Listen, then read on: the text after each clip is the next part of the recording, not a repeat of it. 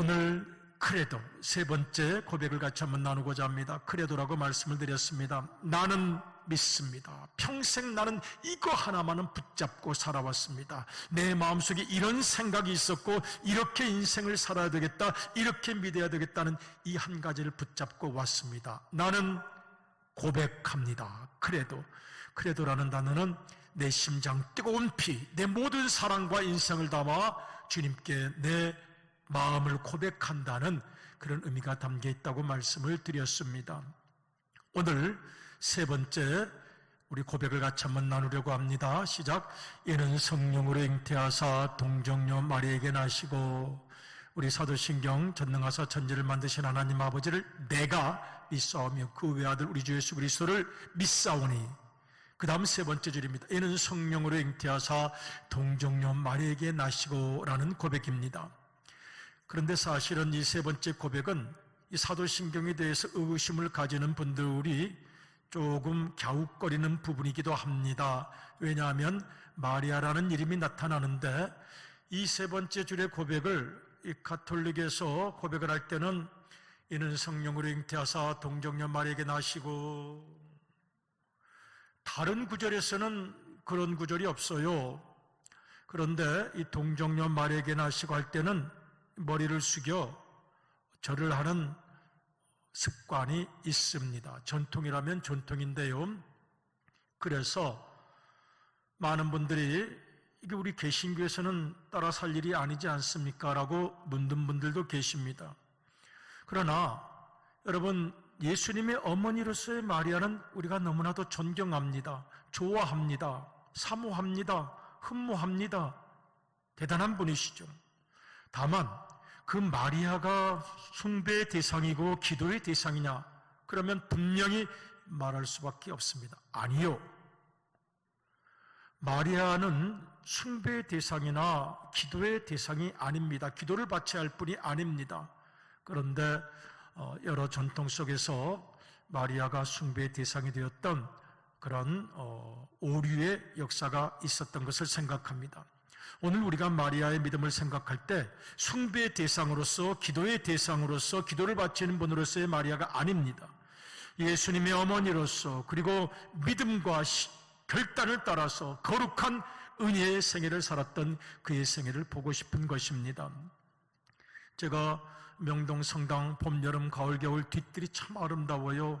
너무 아름다워서 종종 명동 쪽을 지나가면 그 뒤에 가서 이렇게 묵상하곤 했습니다. 명동 성당은 교회당을 다 개방해 놓으니까 성당을 낮에도 명동에서 수많은 직장인들이 가서 기도해요. 하루 종일 기도하는 모습이 보입니다. 다 오픈을 해놓고 또 뒤에 가면은 참 그 기도하는 모습, 그보다 아름다운 모습 있나 싶어요. 수많은 사람들이 그 도심을 지나가다가 명동성당 뒤뜰 마리아상 앞에서 이렇게 기도를 해요. 기도하는 모습은 아름답죠. 기도하는 모습은 소중합니다. 가만히 그 동상 밑을 보면 무염시태라고 되어 있어요. 오염되지 않은 거룩하게 예수님을 탄생시킨 분이라는 의미가 있습니다. 조금 아쉽습니다. 그냥 예수님께 직접 기도하면 되지. 마리아는 우리가 존경하고 흠모하고 또 마리아의 믿음을 본받는 것이지, 기도는 예수님께 직접 드리면 되지. 그랬습니다. 제가 어느 가톨릭 교인에게 아니 왜 복잡하게 마리아를 거쳐서 예수님께 기도를 드립니까? 그랬더니 그분이 제가 죄가 많아서요. 예수님께 차마 말씀드릴 자신이 없는데요. 이 어머니는 뭔가 좀 봐줄 것 같다는 거예요. 어머니는 봐줄 것 같아요. 왠지 무슨 일이 있어도 그래. 우리 옛날 어머니들도 그러셨잖아요. 그냥 성공해 보겠다고 대도시에 갔다가 상처만 받고 무너진 가슴이 고향집에 내려와서 아무 말도 안 하고 3박 4일 잠만 자고 속마음을 다 아는 거죠. 내가 많이 힘들었구나. 같이 기도해주는 어머니의 마음처럼 아마 마리아도 그러실 것 같아서요. 그리고 예수님이 효자신데 예수님 어머니 마리아가 가서 아드님 예수님께 그 사람 아무래도 용서해주고 축복해주고 또 은혜의 길로 이끌어야 되겠어요 라고 말하면 천하 효자인 예수님이 안 들어주실까 싶어서 열심히 기도합니다. 그래서 제가 그랬습니다. 그 마음은 이해하겠는데 예수님의 마음도 그렇게 따뜻하시고 예수님의 마음도 그렇게 아름다우시니까 예수님께 직접 기도하십시오, 이런 말씀 드린 기억이 납니다. 오늘 우리가 마리아의 믿음을 생각할 때 숭배의 대상이 아닙니다. 예수님의 어머니로서 믿음의 길을 걸어간 그 마리아를 생각하고 싶은 것입니다. 동정녀라는 말은 요즘 젊은이들은 잘 이해하지 못하는 말인데 남자를 한 번도 가까이 하지 않은 처녀를 말을 합니다. 마리아가 동정녀였습니다. 동정녀에게서 잉태했다. 여러분, 제가 전도를 하면요, 이 부분에서 다 젊은이들이 나는 그거 못 믿습니다. 나는 그거 말 같지도 않다고 생각합니다. 더 심하게는 예수님이 사생한가 보죠. 또는 요셉의 아들인데 뭔가 거룩하게 보이려고 그렇게 했던가 보죠 라고 말씀하는 분들도 있습니다. 여러분, 이거 참 믿기가 쉽지가 않아요. 마리아 남편 요셉도 믿었던 것은 아니에요. 마태복음을 보면 정말 깊은 마음을 가지고 있었던 사람입니다. 한번 읽어볼까요? 마태복음 시작. 그의 남편 요셉은 의로운 사람이라 그를 드러내지 아니하고 가만히 끊고자 하여 끝까지 약점을 덮어주고 가려주려고 했던 것입니다. 그 여자도 살아야 되잖아요. 앞으로 긴 세월 웃고 살아야 하고 기뻐하고 살아야 되는데, 그 여자도 살아야 되는데 앞으로 긴 세월. 그러니 드러내지 아니하는 깊은 인격의 믿음을 가졌습니다. 떠벌리면서 저 여자가 이랬대 저랬대 그랬대야 저랬대야 하지 아니하고, 드러내지 아니하고 가만히 끊고자 했던 그 여자를 살려내려고 했던 요셉의 마음을 성경은 뭐라고 이야기를 합니까? 의로운 사람이었다. 경박하지 않고 천박하지 않았습니다. 그런데 요셉도 인간인지라 이런 고민의 과정을 거쳤던 것 같은데, 성경을 전체적으로 볼 때 나중에는 요셉도 예수님을 구주로 받아들이고 처음에는 거부했던 형제들도 나중에는 예수님을 그리스도라고 인정하게 된 것을 볼 수가 있습니다. 가장 어려웠던 것은 누구였겠습니까? 마리아 아니었겠습니까? 여러분, 지금은 우리가 이 마리아가 예수님의 어머니다 마리아 마리아 그랬지만 그 당시에 마리아는 저 시골, 여러분 예루살렘에서 멀리 떨어진 변방 시골 촌소녀였습니다. 시골 촌소녀. 그가 가진 꿈이 뭐겠습니까? 우리 요셉 신랑이랑 앞으로 재밌게 살아야지, 보글보글 자글자글 정말 즐겁게 살아야지. 큰 꿈이 있었겠습니까? 아들, 딸 낳고 행복하게 즐겁게 살아야지. 아마 그 정도의 꿈을 가졌던 순진한 촌 소녀에게 하나님께서 무엇을 보셨는지 전 세상을 바꿀 만한 사명을 주셨습니다. 무염시태 사명을 주셨습니다. 그러니 마리아의 고민이 가장 컸을 것이라고 생각합니다. 가브리엘이 마리아를 찾아와서 말합니다. 아베 마리아, 아베 마리아라고 인사합니다. 이 시골 처녀가 처음으로 가브리엘을 만나는 그런 장면입니다. 이 가브리엘을 만나는 그런 장면, 아베 마리아, 은혜를 받은 마리아여 평안할지어다 라는 뜻입니다. 아베 마리아는 평안이라는 뜻이 있습니다. 샬롬이라는 뜻이 있습니다. 이 마리아에게, 동정녀 마리아에게 예수님께서 탄생하실 것을 예언합니다. 저는 가끔 생각해요. 아니, 왜 꼭 동정녀입니까? 왜 꼭 동정녀? 아니, 저는 그냥 요셉에게서 낳았다고 해도 믿겠습니다. 제 신앙이 그게 문제가 안 됩니다. 왜 꼭 동정녀에게서 잉태했어야 합니까? 하는 질문을 저는 가끔 가질 때가 있어요. 그런데 이것은 영적인 중요한 의미가 있었던 것입니다. 여러분, 창세기 3장을 보면 창세기 3장에는 원죄 사건이 나타납니다. 아담과 하와가 뱀으로 나타난 사탄에게 속게 되는 장면이 나타나죠.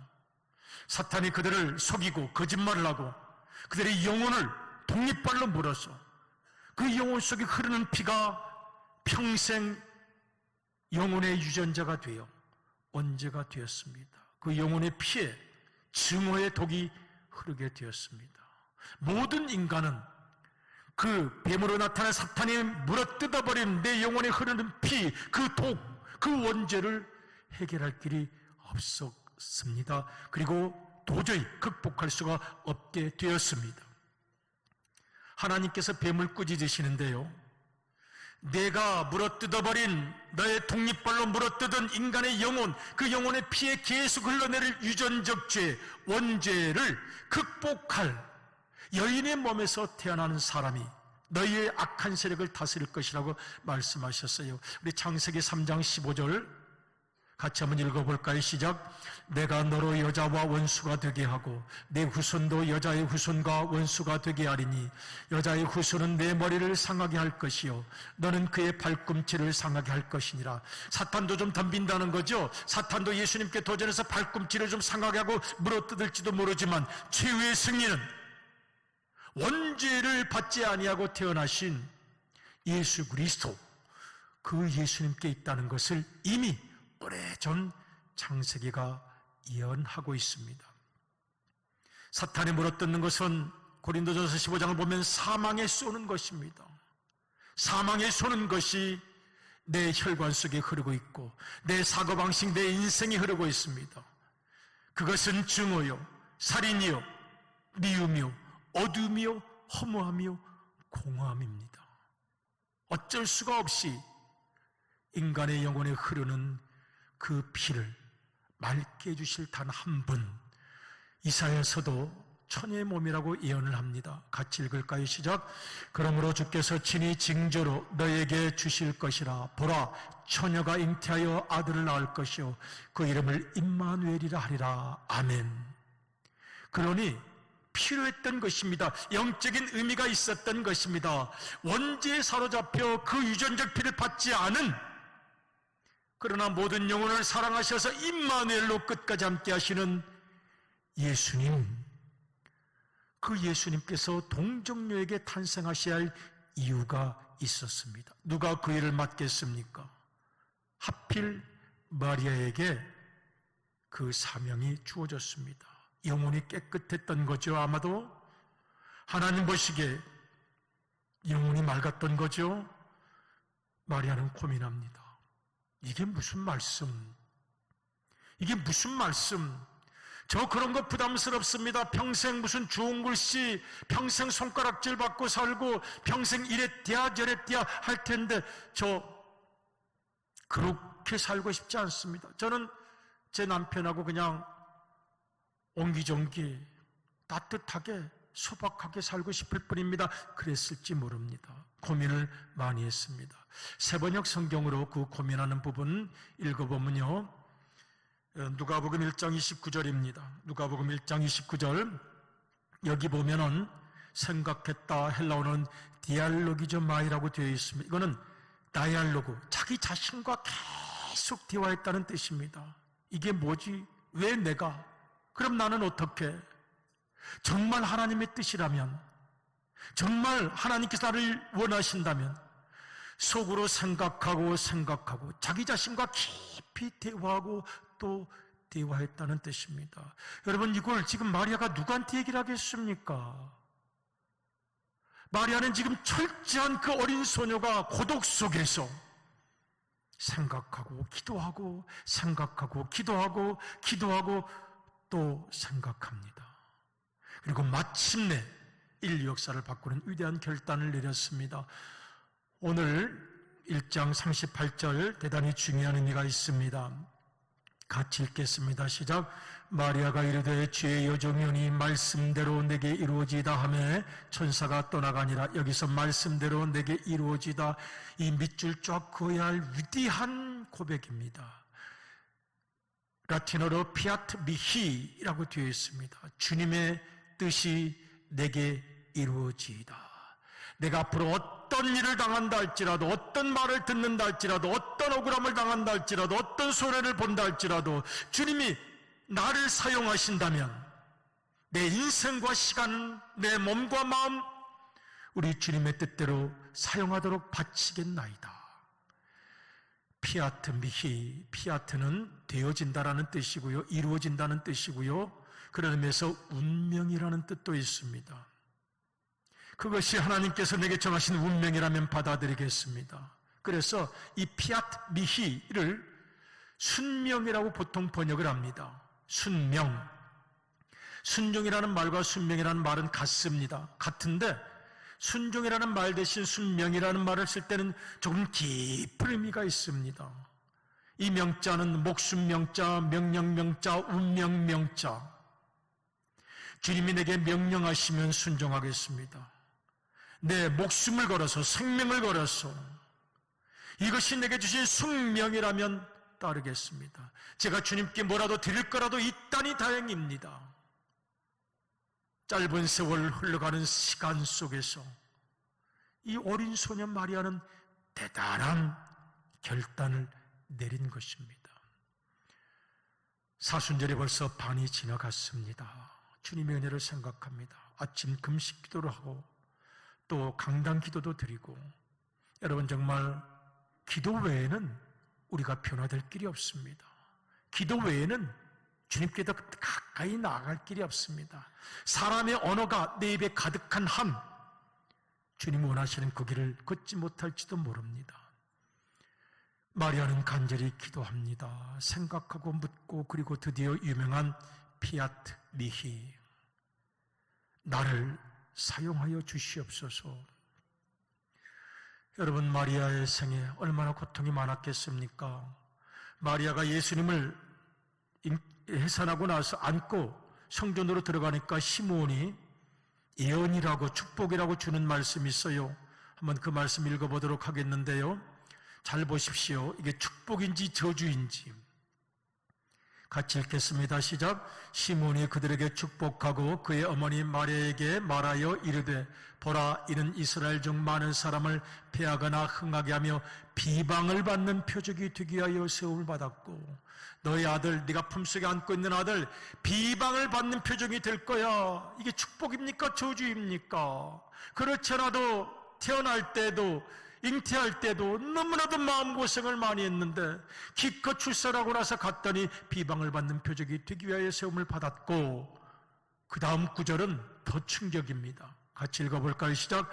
칼이 내 마음을 찌르듯 하리니 이는 여러 사람의 마음의 생각을 드러내려 함이니라 하더라. 아멘. 이 아들 때문에 당신의 마음은 칼로 난도질하는 듯 피를 줄줄 흘리며 살게 될 것입니다. 아들을 낳아서 복을 받아야지, 아들을 낳아서 뭔가 재산이 불어나던가, 아들을 낳아서 웃을 일이 많던가, 그 아들은 칼이 내 마음을 찌르듯 하리니 어머니의 가슴을 난도질하게 될 것입니다. 아니, 이게 축복입니까? 저주입니까? 여러분, 예수님은 어머니보다 먼저 돌아가셨죠. 어머니가 아들의 시체를 안았어요. 십자가에 사강한 후에 어머니가 그 시체를 안았죠. 그걸 피에타라고 이야기를 합니다.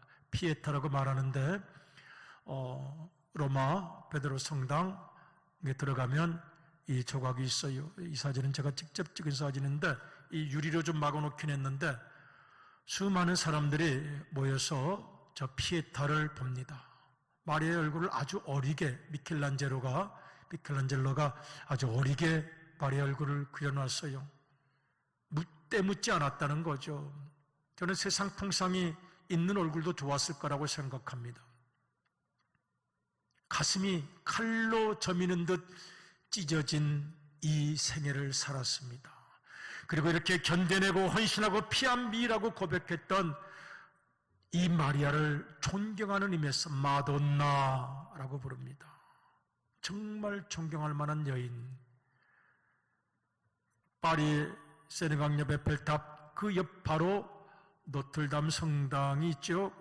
거기 보면 노틀담의 꼽추 이야기도 있고요. 노트담, 우리의 여인, 정말 고상했던 여인, 존경받을 만한 여인, 시골촌 여자가 아니라 그 거룩함으로 말미암아 존경을 받을 만했던 여인, 산타 마리아라고도 부릅니다. 마리아는 거룩한 사람. 시골 소녀는 그 거룩한 고백을 주님께 드림으로써, 그리고 무서웠던 피눈물 같았던 생애를 견뎌냄으로써 하나님의 사역을 이루는 사람이 되었습니다. 여러분, 예수님께서 마지막 십자가에 달려 돌아가시기 전 피 같은 땀을 흘리시면서 누가복음 22장을 보면서 기도할 때 이 어머니와 똑같은 기도를 합니다. 똑같은 기도를 해요. 피한 미희는 나를 통해서 주님의 뜻을 이루시옵소서. 생명이 필요하십니까? 물질이 필요하십니까? 뭐가 필요하십니까? 다 가져가십시오라는 고백이라면 같은 뜻이에요. 투아 피아트, 주님의 뜻을 저에게 이루시옵소서. 어머니와 아들이 같은 기도를 드리셨습니다. 그리고 예수님의 이 기도가 역사를 바꾸고 오늘 우리를 구원하는 기도가 되었습니다. 같이 한번 읽어볼까요? 시작. 이르시되 아버지여, 만일 아버지의 뜻이거든 이 잔을 내게서 옮기시옵소서. 그러나 내 원대로 마시옵고 아버지의 원대로 되기를 원하나이다 하시니. 아멘. 이 땅의 마지막 기도가 바로 저 기도였습니다. 그리고 저 기도는 그 어머니의 기도였습니다. 그리고 오늘 사순절을 지나가며 3월의 마지막 날 우리의 마음속에 저 고백이 뜨거워지기를 원합니다.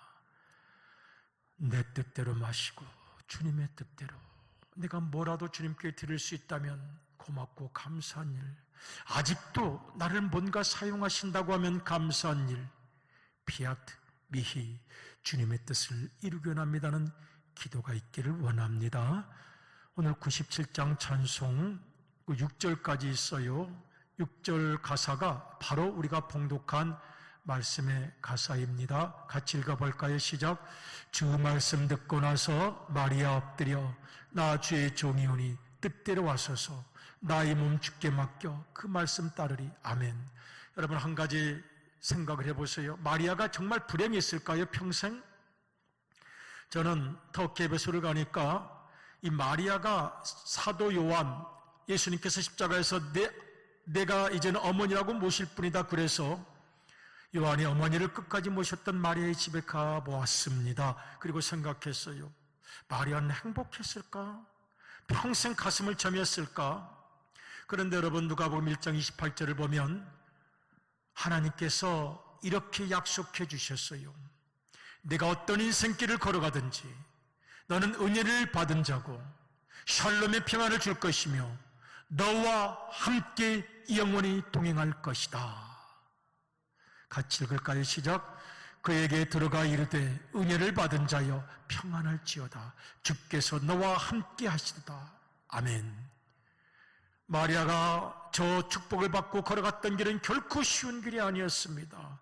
가슴이 찢어지는 길이었습니다. 피눈물이 흐르는 그런 생애였습니다. 그러나 주님께서 너와 함께 하신다는 약속 하나를 붙잡고 갔던 마리아의 생애는 영원히 지금 기억됩니다.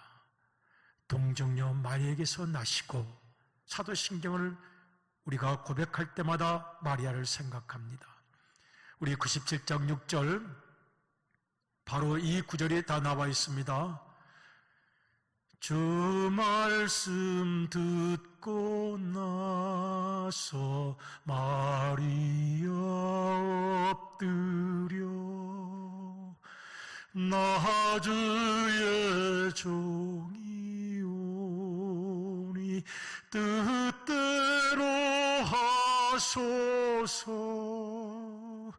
나의 몸 주께 맡겨 그 말씀 따르리. 우리 97장 6절까지 있는데요, 같이 한번 찬양하시는 사이에 위로해 주시는 주님, 피았던 미희라고 고백할 때 고백을 받아주시는 주님, 끝까지 함께 하실 주님의 위로와 사랑이 우리 모두에게 함께 하시길 바랍니다.